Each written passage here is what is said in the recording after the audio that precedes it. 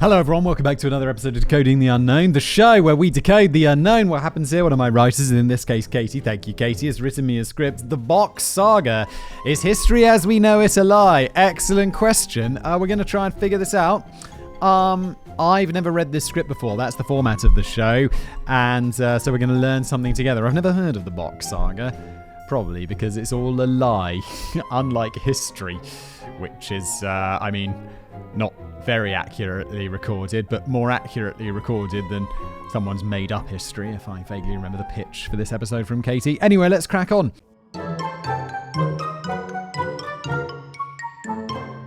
If you're a Whistleboy fan, that's me. You may know he absolutely loves his writers springing difficult or totally foreign words on him. Oh yeah, I love it, Katie. Brilliant. So glad I chose this one to record today. I've had limited success with supposedly helpful pronunciation guides, but thanks to the laid-back nature of the channel, it just adds to the charm. Yeah, let's say that. Let's say that it adds to the charm that I don't bother to look up any pronunciations. Most people are like, Simon, could you be less lazy? And my response is usually, well, normally there's no response. But no, I'm just like, no. It interrupts my enjoyment. I've mentioned it before. I don't want to be looking up like every bloody... Does this take place in Scandinavia? I think so. Did we read that already, or am I remembering that from the pitch? It doesn't matter. I'm going to be butchering some Scandinavian words today, and I'm totally okay with that. If you're not, then don't watch or listen. It's okay. Well, we'll survive this. We always have in the past. Oh, Simon, just throw away those views. We hope, anyway. Sorry if the mispronunciations make you gnash your teeth with barely contained rage every time a word is mangled. Yeah, also hashtag sorry not sorry. One commenter suggested finding some mysteries about Finland to talk about, as some of their words are dauntingly long and difficult looking. So yeah, sorry Simon, this one's got a couple in there, but I think you'll get away pretty lightly overall.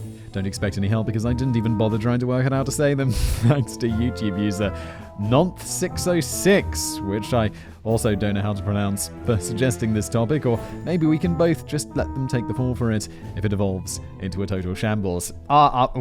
Me the fall for it, Katie? You're the one who saw the topic, accepted it, and then I guess I did approve it and record it and then had the video made by Jen. Hi guys. Hi sweetheart. Yeah, I guess it's on all of us really, isn't it? But I'm mostly going to blame you, Nonth606, because I don't know who you are, but... Thanks for the comment. This episode is about folklore, a family saga, an alternative explanation of human history, and a central character whose real life was as fascinating as his stories. Honestly, this sounds just like the Bible, doesn't it?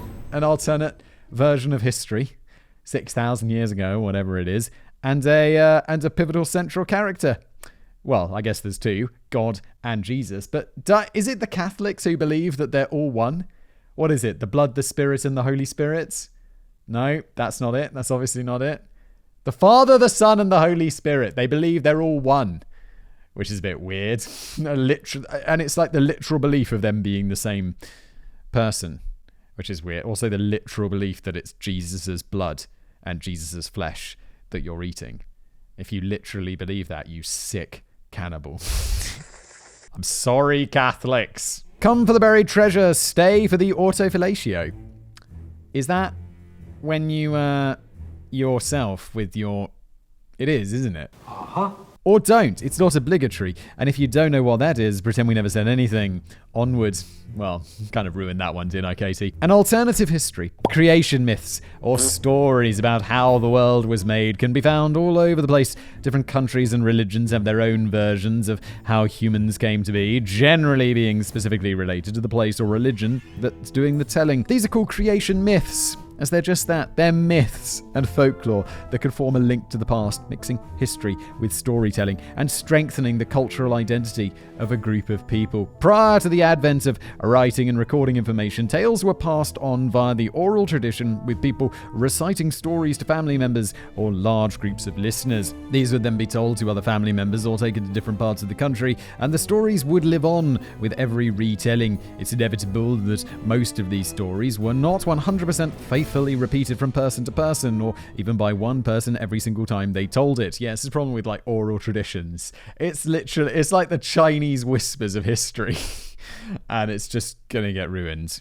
I didn't really understand the game Chinese Whispers as a kid, because someone would always ruin it. You know, someone would start off with, you know, saying like purple bathrobe, and then it would end and it would be like monkey telephone, and you'd be like, wait, how did that happen? Because you're supposed to hear these really small changes, right? But then every single time the teacher, or like whatever this was, like the kindergarten person, would be like, all right, who changed it? And no one would put their hands up, and they'd be like, you know how this works, right? Okay, who heard purple bathrobe? Half the people in the group would put their hands up. Who heard like monkey telephone? And the other half will put their hands up. And it's like, wherever that changes, and be like, well, all right, John, we know it was you, don't we? Well done, John. Go stand in the corner, John. You can't do that. I'm just a kid. New details crept in or were left out, embellishments were made, and small things changed, so that eventually the latest telling would differ quite significantly from the first. Of course, we can't take any of them seriously. There are far too many different stories about how humans came to be for any of them to be true, and of course they can't all be true. But hang on a moment, what if one particular story about the origins of the human race was true, and the story had remained unchanged due to the very sounds the words in the story made? What are you talking about? How can a story remain untrue due to the very sounds the words in the story made? Well, can't those sounds just change? I'm so confused. Are you confused, or do I just have a small brain? Should we all, in fact, be studying Bock Saga, or in English, the Bock Saga, to better understand where we all came from?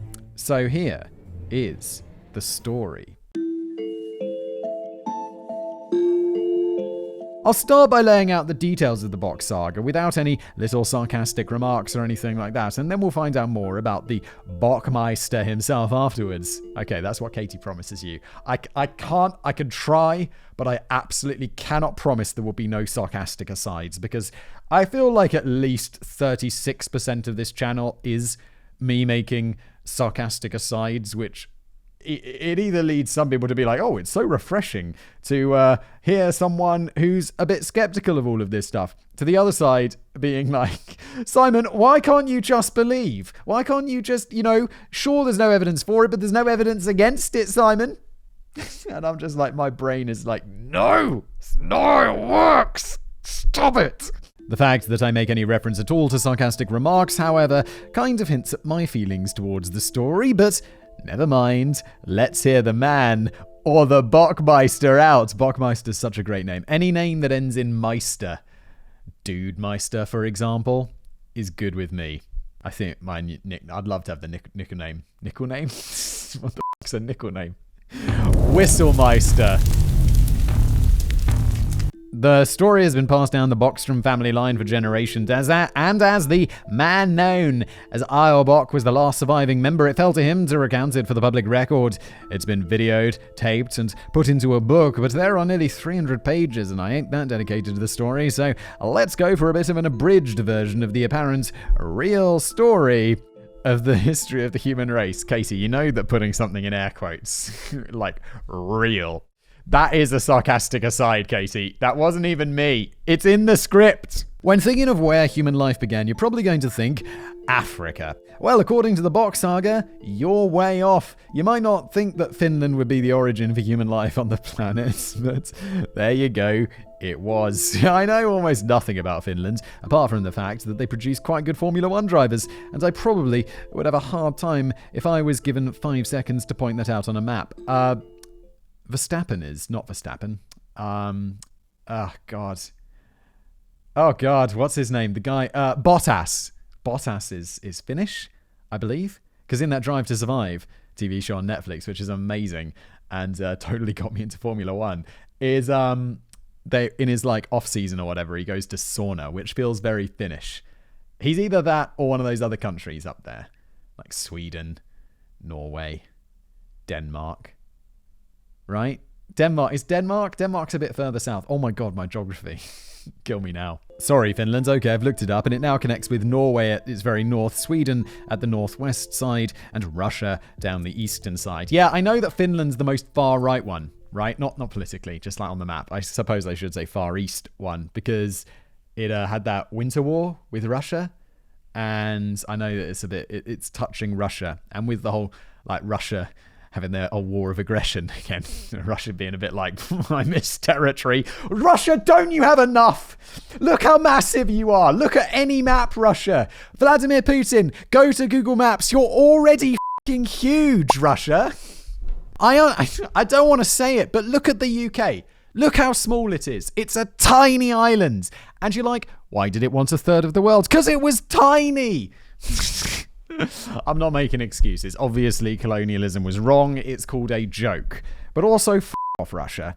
What a controversial and spicy statement, Simon. The south and southwest protrudes out into the Baltic Sea. Now that we've got that straight, forget anything you think you may know about the history of the world, and even evolution for that matter, because you're dead wrong. Think humans have evolved very gradually from a series of primates, or maybe you believe that a deity created the first humans on Earth. Well, sorry to burst your bubble there, but in reality, or at least in the reality of the Bock Saga, the first humans were created due to the mating of a male ape and a female goat. I mean, yeah, that works. You could see how that would work. That's why we don't have fur. Or fur? Hair. I mean, all over our bodies. Like a goat or an ape. Also, I don't think that apes and goats are going to be able... It's not like a horse and a donkey making a mule, or like a lion and a tiger making a liger. These are... I don't think they're sexually compatible, if that's the right word. It's probably not the right word, is it? Yeah, not sure about that either, but hey, it's the story, so it must be true. And it wasn't a few 100,000 years ago, or even a million or two. It was over 50 million years ago. This frankly bizarre union created the first two humans, Frey and Freya. They were born into a paradise on Earth near the North Pole called the Udenmar or Odenmar. This was your traditional paradise with lots of nice scenery and trees and shit, and the probable basis for the Garden of Eden. In fact, Udenmar was located in what is now Finland. The Bock Saga explains how the Earth used to be oriented so that modern-day Helsinki used to be at the top of the world at the North Pole. Alrighty then. When the Earth was created, a large hole was blown into the magma layer under Helsinki, and over time, this became a treasure trove of enormous wealth featuring gold, jewels, statues. What? I mean, I understand the geology. It's like, yeah, what came out of there? Gold, jewels, like stone, diamonds and shit. And also statues. Finished statues. Some Statue of Liberty, that one of David, some other famous statues, a big one of Buddha. Just like rolling out of there. Offerings to the Finnish gods and artifacts documenting human history. Oh, I see. It's like, where did all this fake history come from? Magma. It burst out of the earth in magma. Oh my god, what? Whoever came up with this was smoking whatever crack they had back then. The first people on Earth were divided into two groups, the Assa and the Vanna. Unfortunately, shortly after they made an appearance, the Ice Age started dividing the two groups for millions of years, when the Assa got stuck in Udenmar and the Vanna just did their thing in the rest of the world. These Vanna people eventually split into different races with different languages and their own cultural histories. When the ice finally started to thaw and retreat, the humans who had proliferated in the intervening years were now in danger of being flooded out. Can we call them humans? They're half ape, half goat. I don't know what that would look like, but it's not. I feel like, that there's that new technology or whatever, the DALL-E 2, which you type in a prompt, like Simon reading a script, and it will give a picture of Simon reading a script. And it's just like, holy shit. It's incredible. Kind of sucks. If anyone in the audience has access to that, hit me up with a half human, a half ape, half goat, and maybe we can swap out the thumbnail for that. I want access to that DALL-E 2 just so I can make stupid thumbnails. I applied, but apparently there's a massive wait list. Yo, DALL-E 2, if you're listening, hook me up. These Vanna people eventually split into different races with different languages and their own cultural histories. When the ice finally started to thaw and retreat, the humans who had proliferated in the intervening years were now in danger of being flooded out. Luckily for them, the Assa had spent their time in isolation. Clever. Becoming extremely smart and built boats so that they and their animals could survive the floods. If this sounds familiar, you can thank the Bock Saga for providing the influence for Noah's Ark. There may be another connection with a well-known story too. The period when the Assa were basically iced in was known as Altlandis, or all land ice. During the millions of years they were trapped, they created agricultural and knowledge systems in the Arctic, finally emerging as a pale race with blue or green eyes. Think about it, and Altlandis is really quite similar to Atlantis. Could the lost city have been in Finland all along? Gonna say no. The Assa that made it through the Ice Age then sent 3 main families to explore, teach, and populate the areas of Eurasia around Finland, and one of these families was the Bockstrom, of which Ior Bock was the last remaining member. The Assa were hugely influential in Europe, guiding the building of various civilizations and transferring their beliefs into the pagan beliefs that humans held prior to the arrival of religions like Christianity. They were apparently behind the creations of the pharaohs Moses, Buddha, Krishna, Jesus' parents, among others, so they were really nothing if not inclusive. Jesus' parents. So you mean Mary and fucking God.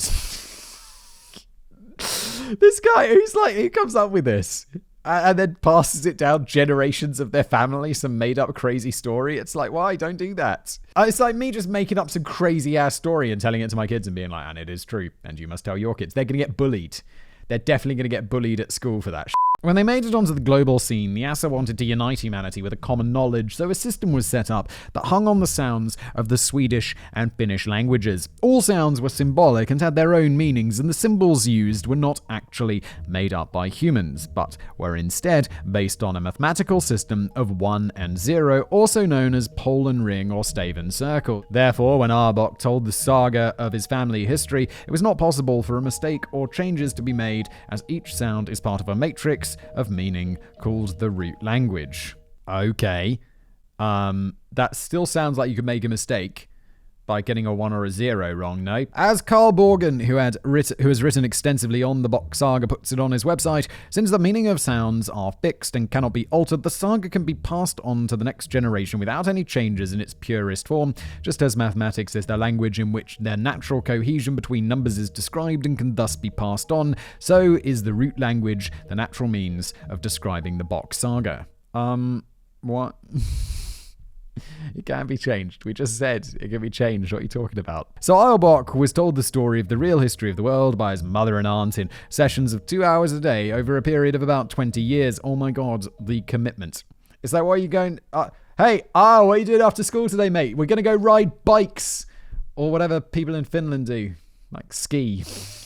I'm sure they ride bikes as well. It's just a normal country. I'm sorry, Finnish people. So they're going, wait, we're going to go ride bikes. And he's like, nah, mate, I got to go home and study the made up history for 2 hours. It's like, come on, you've been doing that for like 20 years. I know, he's like, we're almost done. And I got to start teaching it to my children.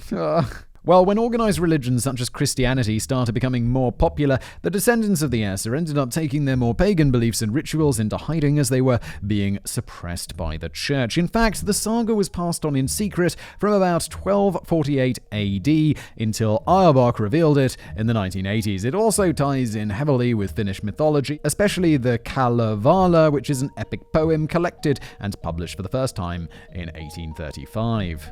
This is a famous example of Finnish literature, and one of the heroes in the story is a youth called Lemminkainen. He has various different tasks to do in order to win a bride and ends up dying in the attempt. His mother finds his body and in some tellings manages to revive him. In the Bock Saga, there is a temple to Lemminkainen that was closed up in the year 987 to protect it from those meddling Christians and other invading groups. It's here that wealth beyond belief is stored. It can be found in Finland, in a place called Sipu, which was handily on Bock's estate. Oh my God, what a coincidence. But this crazy dude has an estate. Normally, I guess there's a reason like people have listened to him at some point, right? Because it honestly sounds like the ramblings of, you know when you're just walking around the street and you're like, what is that? There's some, like, I was just walking down the street the other day and there was some dude who was clearly like on meth or Pervitin or whatever it is here. And it's just like, he's walking along and his trousers are like, he's just talking to himself loudly, walking down the street. And his trousers are like so low that most of his ass is exposed. And it's like, the only reason he hasn't been arrested is because they're just above his genitals. And he's like, just walking along like a crazy person. And what I'm trying to say, I don't know why I'm describing this in such depth. It was just such a shocking sight. You're like, oh, hello. Why are you half naked? Just it is the middle of the day. What I'm trying to say is that's the sort of person that I'd expect this story to come out of. Not a guy who has an estate. Because as we all know, rich people are better. Better for who? It's not my point. It's just there's more crazy people like ranting. Right, like the dude with his trousers just above his penis, right? Digging a hole, Simon. One other notable thing in the saga is the obsession with fertility rites and not wasting your sacred water or seeds of life. AKA your ejaculate. Yes, Katie, we knew. In a somewhat abrupt left turn, Bock details that he was taught how to drink his own semen via autofellatio from the age of 7. That is called child abuse, Ior. What was his name? Not Eeyore. That's the guy from Winnie the Pooh. Ior. With the help of also learning yoga. The Bocks called this position sauna solmo or sauna knot.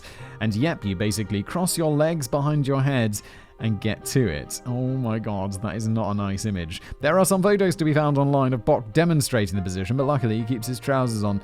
At least in the ones I've seen. The recycling of sperm was apparently totally the thing to do to increase your fertility and brain power. Women could also do it, but thankfully they were allowed to use a straw. What the fuck is going on? What is this nonsense? So to wrap it up, the Bock Saga proclaims that humans have been around for over 50 million years and originated in Finland when an ape had sex with a goat. It may seem utterly bonkers, but there was a period when the Bock Saga had quite the following, and even to this day, people are convinced there is a treasure hoard in Sipu. But why? Well, we've had the myth and the legends. Now let's have a look at the man himself, Ior Bock.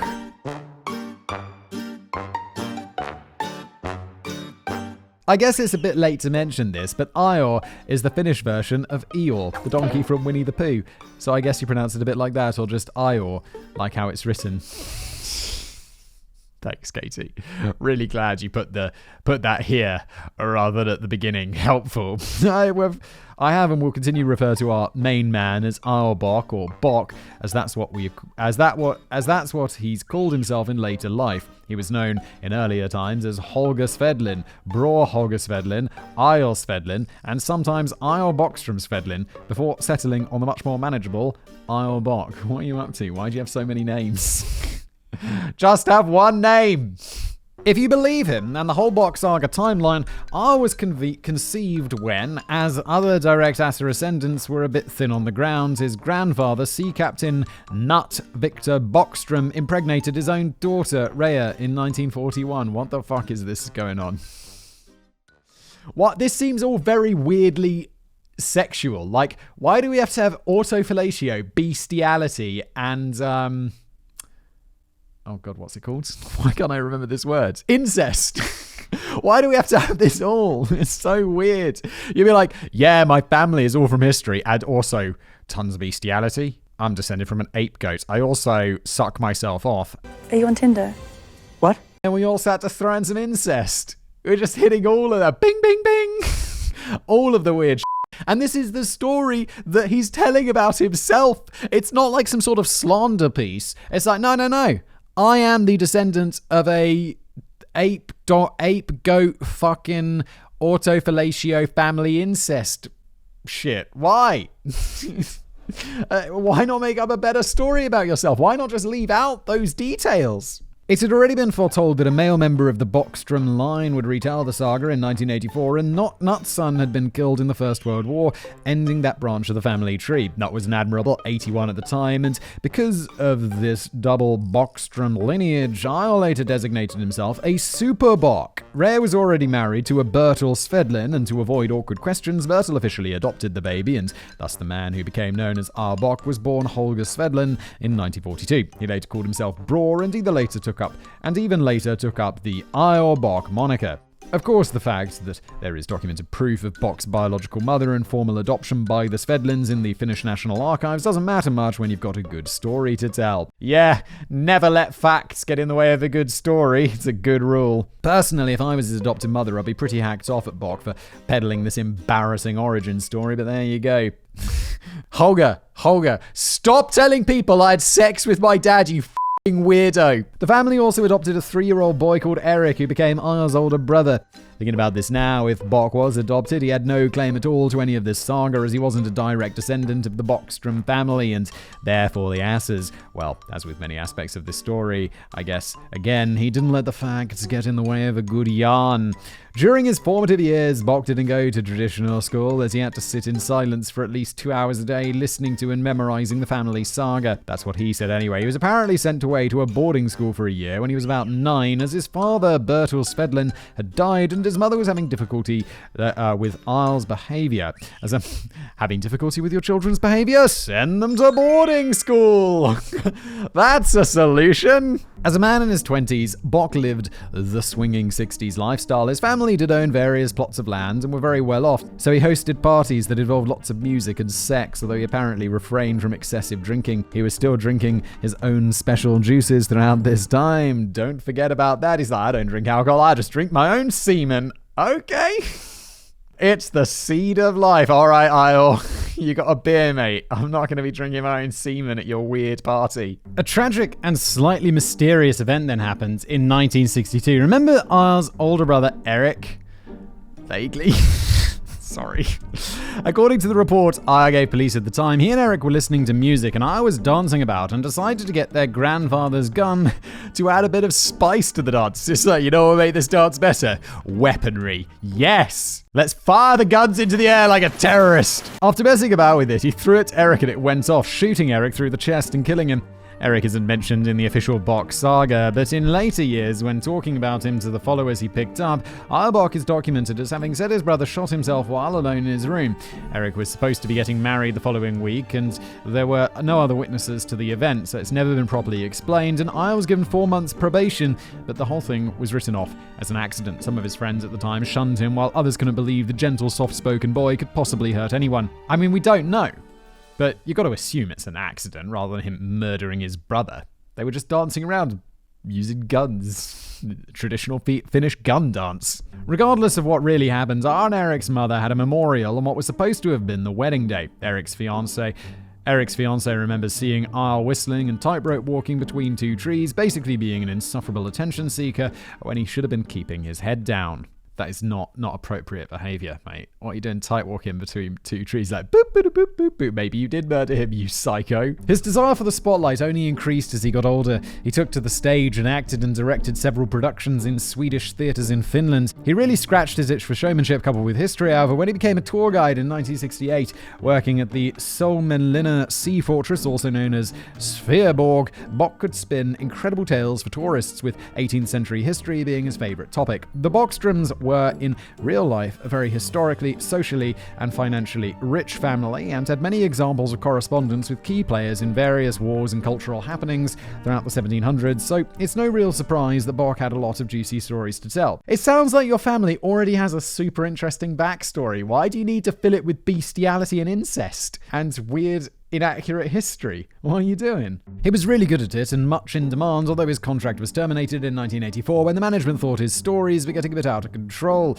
During this time, he also travelled to London, England in the winters, where he probably got up to all kinds of shenanigans, and then from the mid-1970s, he travelled to Goa, India, where his transformation into some sort of hippie mystic guru began. Bock and his partner at the time, Claire von Frankel, were actually quite well known in Finland during this period, with their various comings and goings frequently mentioned in magazines and papers. So they're basically like socialites, like rich 1970s or 80s or whatever, like hippie socialites. Okay. In Goa, Bock liked to spend time in a small village called Shapora, working on his stories for the coming summer's tour guide program and smoking cannabis.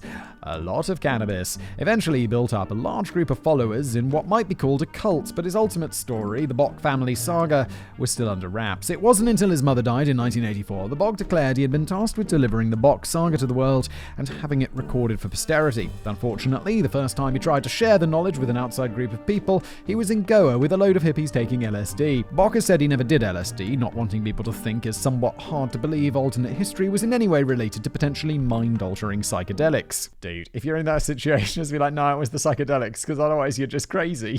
Unluckily though, some young Finnish people who had travelled over with Bock and von Frenkel had bad reactions to the drug, and the news got back to the Finnish press, causing a bit of a scandal and ultimately signalling the end of Bock and von Frenkel's relationship, as well as a shaky start for the veracity of his family's story. Surprising there, given that it's not true. We're all on the same page here, right? That this is just crazy. It's insane, man. Later on in 1984, Bock managed to find a more sober audience, and he related the saga the first time in Swedish, where it was recorded on tape for the Finnish Folk Culture Archive. This was also the year that he was fired from his tourist guide post, as his stories just started becoming too weird. Friends had a hard time having normal conversations with him, but to their surprise, Bock still had a large group of hangers-on supporting him. Subsequent recordings of the saga were taken over the years, sometimes with more information than other times, with a book also published in Finnish in 1996. In 1987, Bock confirmed that the location of Finnish hero Lemminkainen's temple was under his own property in the village of Gumbostrand in the Sippo municipality of Finland. Oh my god, what a coincidence! This was a cave full of amazing treasure, remember, so he got a team together and they raised funds to break through the rocks to find an entrance. Who is giving them funds? Please just tell me that this is Bock's family money, because otherwise he's got some real idiots to give, he's got some idiots to give him money. Although it doesn't seem that hard. It's like, yeah, there's like, I don't know, it's just such a YouTube thing, but like the crypto, NFT stuff, it's like idiots give people money is not as uncommon as you might think, apparently. Yes. Over the course of about 10 years, Bock's followers made it about 50 meters into the cave, but no chamber or staircase or further door was found. Bock went bankrupt trying to fund excavations and also got in trouble in 1990 for drugs charges relating to LSD and hashish. Of course he did. This led to his largest sponsor pulling the plug on their part in the project, and Bock was left in a giant, literal, financial, and figurative hole.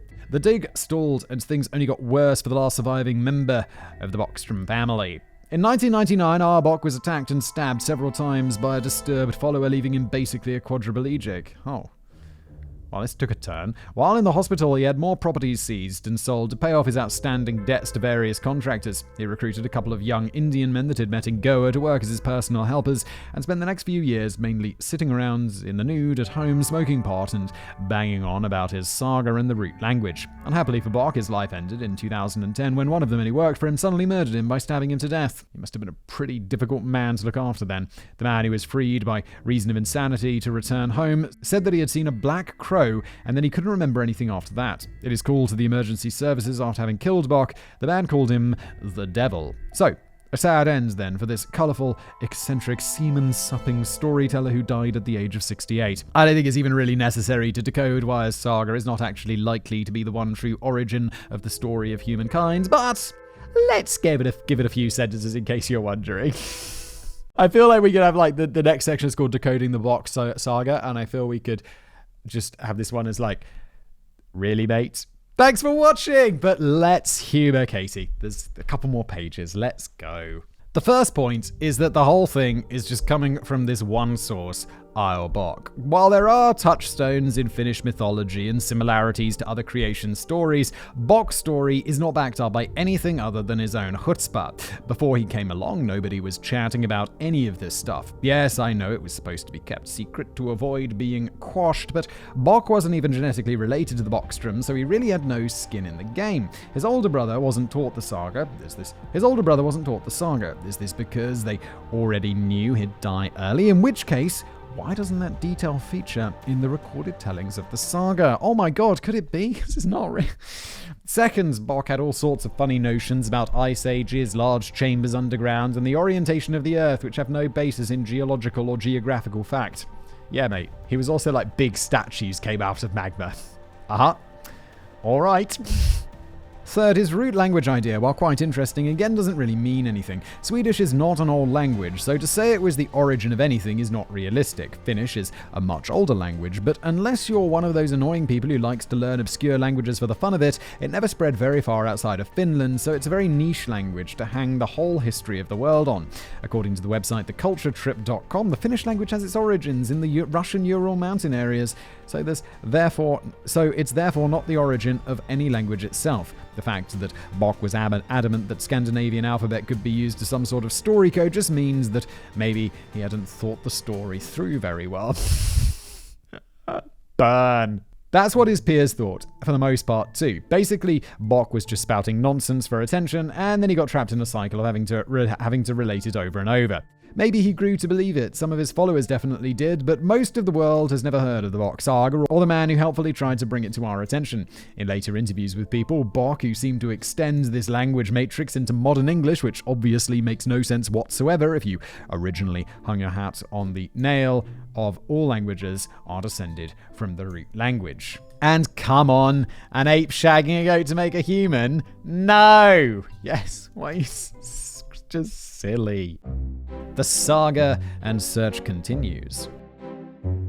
Being that this weird story was just the product of one man's mind, it's still impressive that we're talking about it today. Bock was not yelling into a void. People were actually listening to what he said, and some, at least, were taking it seriously. Sure, the mix of impressionable minds, odd sexual practices, drugs, and a charismatic storyteller who at one point had lots of money meant that the gatherings of some followers was inevitable, but his family story and the story of his own life did manage to live on. Finnish rock band Kingston Wall produced a whole album inspired by Bock's story after founding member Petri Wali met Bock in Goa in 1994. He soon became disillusioned with the so-called mystics' teachings, though, and regretted dedicating a whole album to them. Wali ended up killing himself in 1995. I mentioned Carl Brogan earlier in the episode, as he's one of the main flamekeepers for the Bock Saga.